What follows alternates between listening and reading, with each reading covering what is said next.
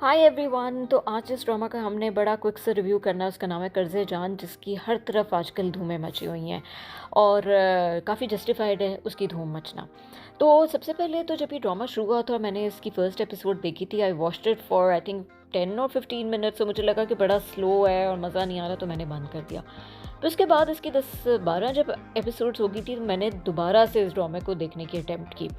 और जब मैंने इसको आधा पौना घंटा देख लिया तो इट गॉट मी हुक्ड, और मैंने फिर इसकी बिंज वॉचिंग शुरू की, जो कि पाकिस्तानी ड्रामाज में रेयर ही होता है कि आप किसी ड्रामा को बिंज वॉच करें।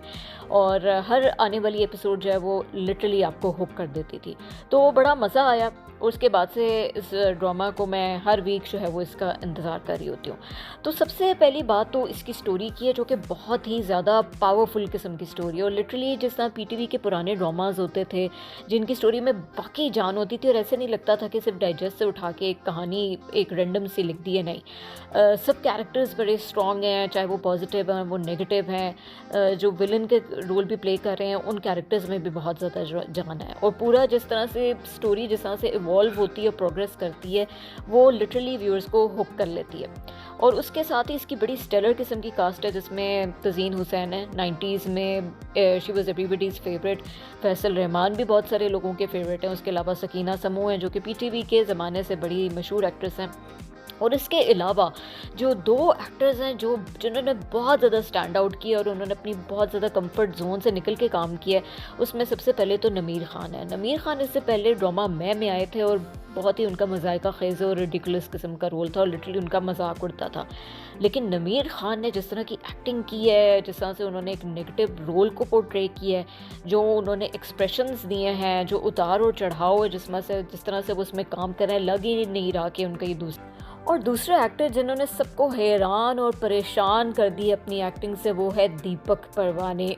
उफ, दीपक इज़ अ मास्टरपीस इन कर्ज़े जान। लिटरली अगर 50-60% ड्रामा किसी ने अपने कंधों पे उठाया हुआ है तो वो दीपक हैं। Deepak is also a dress designer, और वो ऐसा नहीं है कि सिर्फ फुल टाइम एक्टिंग करते हो, लेकिन उनका ये इस ड्रामे में उनकी एक्टिंग देख के लग रहा है कि शायद वो पता नहीं 30-40 साल से सिर्फ एक्टिंग ही कर रहे थे।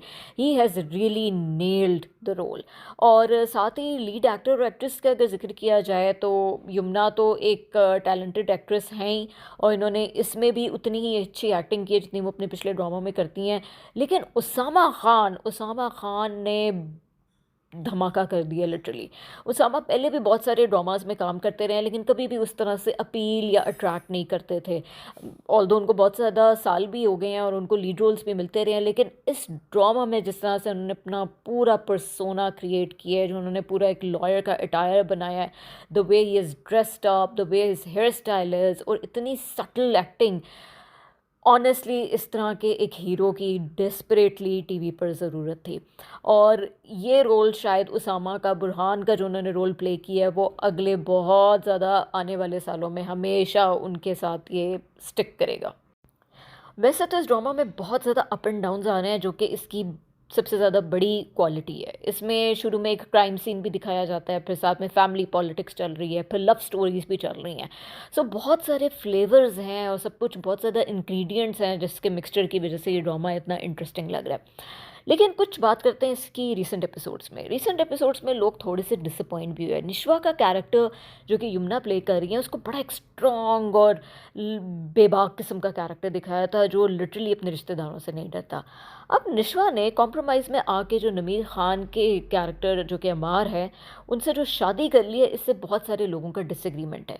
ऑल्दो दिखाया गया ड्रामा में ये है कि जो उनके ताया हैं दीपक परवानी, उन्होंने उनको लिटरली धमकी दी होती है कि शायद वो उनकी माँ को मरवा देंगे, और इस प्रेशर में आके वो शादी कर लेती हैं। लेकिन हम व्यूअर्स समहाउ इस चीज़ पे कन्विंस्ड नहीं है।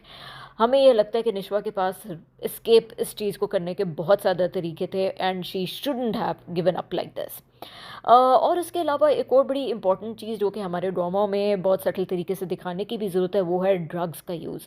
और अम्मार जिस तरह से ड्रग्स यूज़ करता है, उसकी बीवी उसको रिहैब में लेके जाने की कोशिश करती है, और उस ड्रग्स के यूज़ के की वजह से जिस तरह की वो इतनी हॉरिफाइंग किस्म की हरकतें कर रहा है, मेरे ख्याल से बहुत ज़्यादा अवेयरनेस आजकल ये क्रिएट करने की ज़रूरत है। और हमारी सोसाइटल लेवल पे, सोशल मीडिया पे, हमारे ड्रामास पे, we are not talking about the misuse, in fact the abuse of drugs like this। और जिस तरह से अभी रिसेंटली पिछले 3-4 साल में बहुत ज़्यादा इस तरह के मर्डर्स भी हुए हैं, जो कि ड्रग्स ओवरडोज़ की वजह से किए गए। तो ये बहुत इम्पोर्टेंट टॉपिक था जो इस ड्रामा के अंदर कवर किया गया और इसकी बहुत ज़्यादा डेस्परेटली ज़रूरत भी थी।